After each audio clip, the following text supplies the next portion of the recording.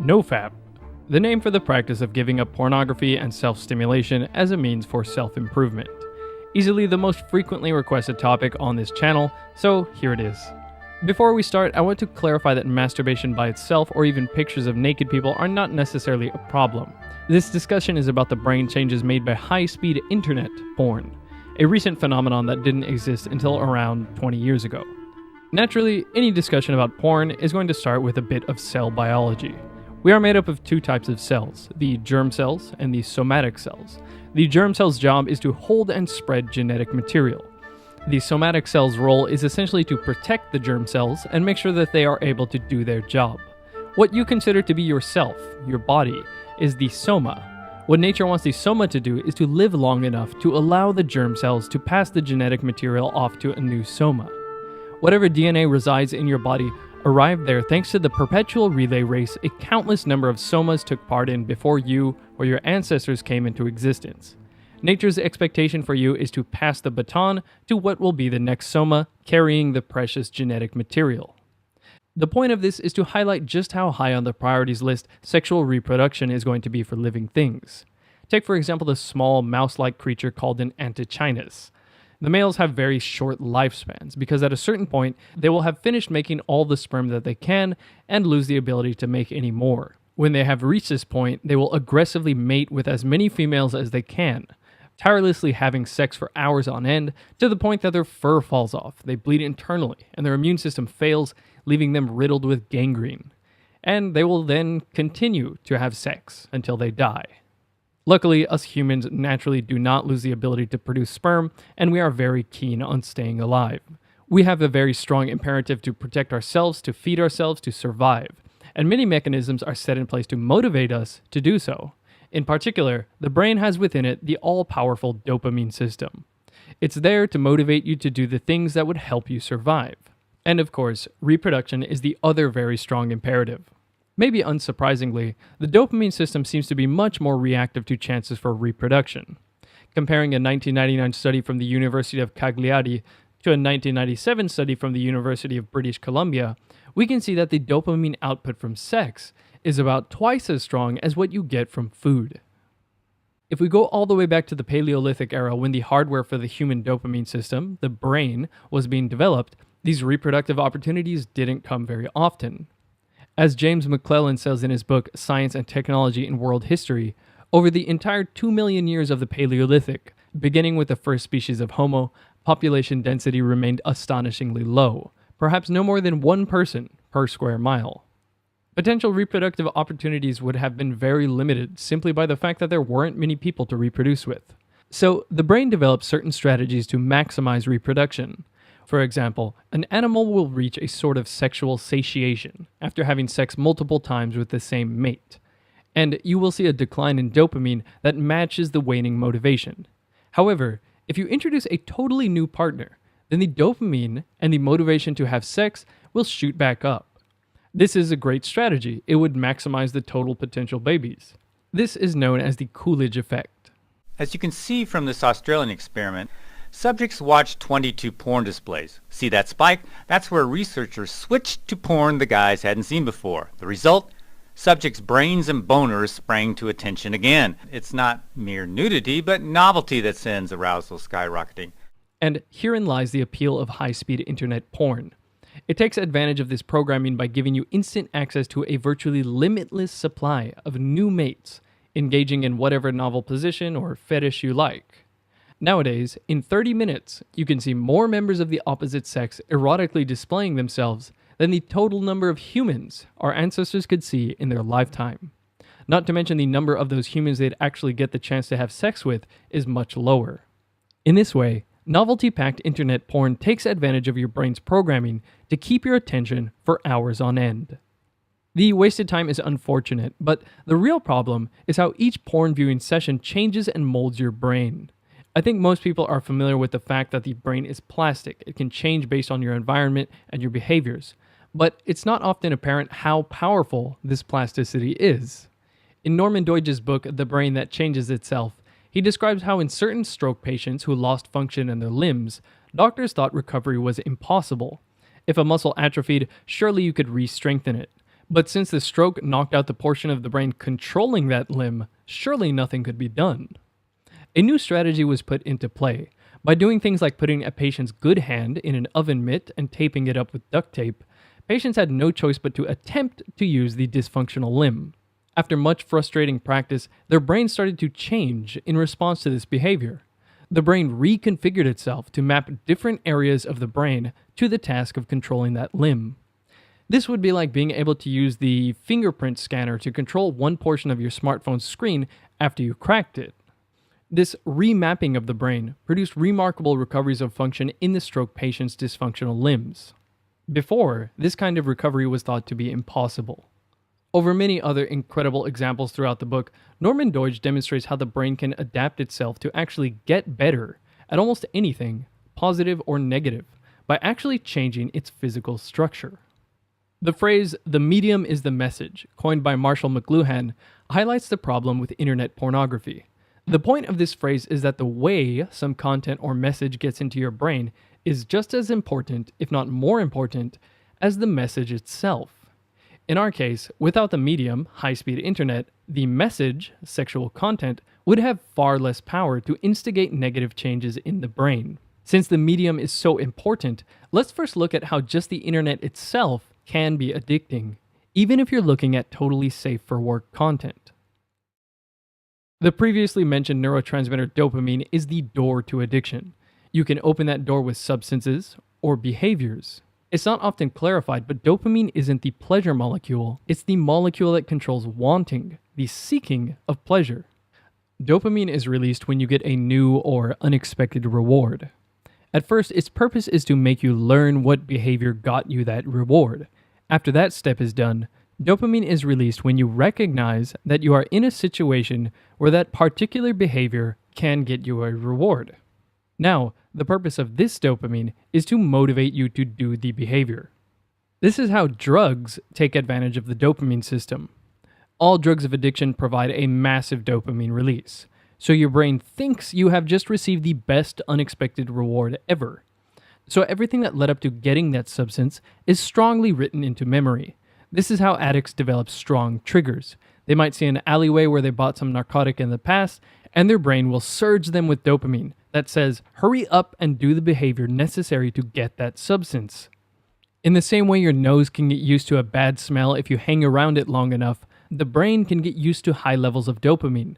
When the brain is frequently exposed to elevated dopamine, the dopamine receptors decrease, they downregulate. And then more dopamine is necessary to create motivation. Dopamine receptor downregulation is a universal symptom of addiction. So, the drug user loses interest in everyday activities because they don't provide near as much dopamine as the drug, so they're not motivated to do that activity. The brain then comes to favor the thing with the highest dopamine payout, and the wanting for the substance gets stronger and stronger. And behavioral addictions cause this same dopamine receptor downregulation as seen in substance addictions. The internet's addictive power comes from the fact that it is a novelty machine. Novelty is something dopamine is particularly reactive to. New information is interpreted by your brain as a reward, and this reward comes for very little behavior. You can get a new picture for a swipe on Imgur, fresh links for a click on Reddit, and new tweets for a scroll on Twitter. Very quickly, your brain learns that when you're holding a smartphone, you can perform a very simple behavior, a swipe of the thumb, to get new information. So, seeing your smartphone triggers a small rise in dopamine, which motivates you to swipe and you get a reward, a new picture. But the chance to be rewarded with a new piece of information reappears as fast as your internet can load the page. Your brain understands that now there's another chance for a reward, so your dopamine rises again, and the cycle repeats. This never-ending novelty keeps your dopamine levels elevated, which leads to your dopamine receptors downregulating, and the other symptoms of addiction come with it. It might be hard to see how, say, Twitter could cause a surge in dopamine like heroin. Well, it doesn't. It's the frequency of the dopamine rise that's important here. A quick thumb swipe is all you need to reinforce to your brain that using the internet is a valuable, important experience. David Linden points out in his book, The Compass of Pleasure, that cigarettes hook 80% of those who try them, but heroin actually only hooks a small minority of the users. The cigarettes don't provide near as much dopamine per puff compared to shooting heroin, but with frequent multiple puffs and therefore multiple rises in dopamine, cigarette smokers can very frequently train the brain that smoking is a very important experience. Now, take this already addictive nature of the internet and combine it with the fact that our brain's most ancient programming wants us to be super motivated by anything sexual. And you start to see how internet porn has such high potential for negative molding of the brain. We predicted that based on the way sex causes these reward chemicals in the brain to be produced, that we would see some of the same brain scan findings that we find with drugs. And the latest research seems to be proving him right. Gary Wilson, author of the very thorough book Your Brain on Porn and host of the website yourbrainonporn.com, points out that studies on internet porn all show that the users experience the same brain changes as those suffering from substance addiction: sensitization to porn, desensitization for other things, and hypofrontality, less activation in the prefrontal cortex. The area of the brain responsible for self-control starts to shut down. This means your reward circuit gets more responsive and excited about porn, less excited about everyday life, and it gets harder and harder to control yourself. Now, you might be wondering how much is too much. How many high-speed internet porn sessions can you have before your brain develops these negative changes? But that's not how it works. The changes appear on a spectrum. That is, you can use internet porn a little bit and have a little bit of these brain changes, or you can use it a lot, and the changes will be much worse. A study from Korea University showed that in healthy young adults, marked sensitization to video games developed in as little as 5 days. The gamers weren't technically addicted, but they found that their cravings to play actually aligned with an observable elevation in brain activity. As for internet porn itself, a study at Germany's Max Planck Institute found that men who were not classified as having an addiction showed addiction-related brain changes. More hours per week of internet porn viewing correlated with a reduction in gray matter in areas of the brain involved in motivation and decision-making. The nerve connections between the reward circuit and prefrontal cortex worsened in sync with increased porn watching. Remember, the prefrontal cortex is the driver of self-control. This is the hypofrontality we talked about before, showing the connection between internet porn use and impaired self-control. Gary Wilson points out that there are hundreds of studies showing the addiction-like brain changes that come from using the internet in a way that over-engages the dopamine system. As of 2015, there were only 4 studies he found that looked specifically at internet pornography, but they all showed the same negative brain changes we just discussed. And they also found 60% of compulsive porn users had erectile dysfunction or low libido. Very high cue-induced reactivity in the reward center, meaning something like seeing a bikini model while reading the news could set off strong cravings to look at internet porn. The users reported greater wanting and craving, but lessened enjoyment of the experience of looking at porn. This is a key pattern seen in addiction to drugs.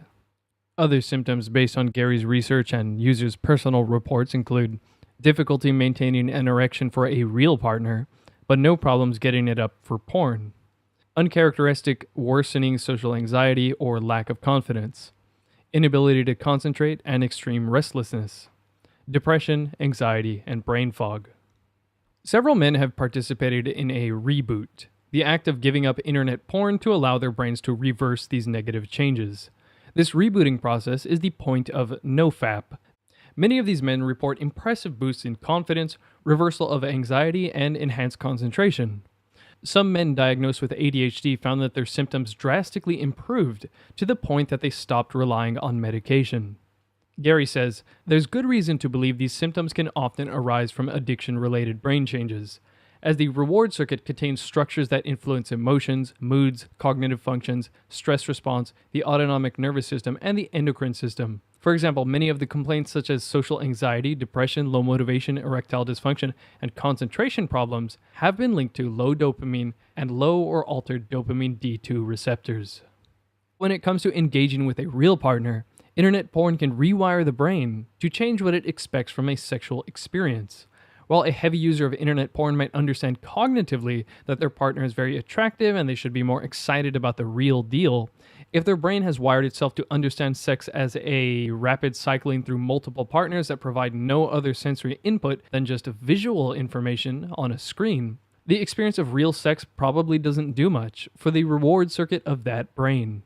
I remember when I first came across this concept, what struck me was how much it reminded me of this segment on Munchies about a South Korean mukbang star. Mukbang is a relatively recent trend where people live stream themselves eating. There was a point in the segment where the fans of streamer BJ Hana got to meet her in person over dinner. The dinner was broadcasted as a replacement for her usual streaming. What about the fact that they couldn't draw their eyes away from their phones? The whole time they were locked in to the broadcast. That was their comfort zone. You know, they still had to have BJ Hannah in that format. They couldn't just enjoy the real thing even though she was right there in front of them. Now, without commenting on whether these people were already very socially awkward in the first place, I thought it was very interesting how even with vanilla experiences, one could be so used to reducing themselves to a voyeur that they come to prefer that rather than the real deal. Even without discussing the complicated nature of dopamine, it's not surprising that internet pornography has similar effects on the brain as narcotics. What we humans love to do is identify some component of an experience that we like, isolate that component from the rest of the parts, and then amplify that one component as much as possible. Daniel Lieberman points out in his book, The Story of the Human Body, that the sweetest thing, other than honey, an ancient hunter-gatherer could find was probably a piece of fruit about as sweet as a modern-day carrot. Now, you can buy a pound of granulated essence of sweet for about $1. Farmers in the Andes chew coca leaves for a mild boost in energy. Extract that energy-boosting power, and you wind up with the highly addictive cocaine. And columnist Damian Thompson sums up the situation with alcohol. As a general rule, the distilling of pleasures is a quick route to addiction. In the mid-18th century, parts of inner London suffered the world's first mass epidemic of alcoholism. The gin craze was eventually stamped out by legislation banning home distilling. Once cheap gin ceased to be available, addicted drinkers kicked the habit. And with internet pornography, we isolated the experience down to only the visual component of sex, and then amplified that one component with endless and instantaneous novelty. Our ancestors' developed a very effective method for making sure our genetics would stay alive for as long as possible. In the case of humans, a big brain has been a very effective tool for protecting the important germ cells and the genetic information they carry. But we're a little too smart for our own good.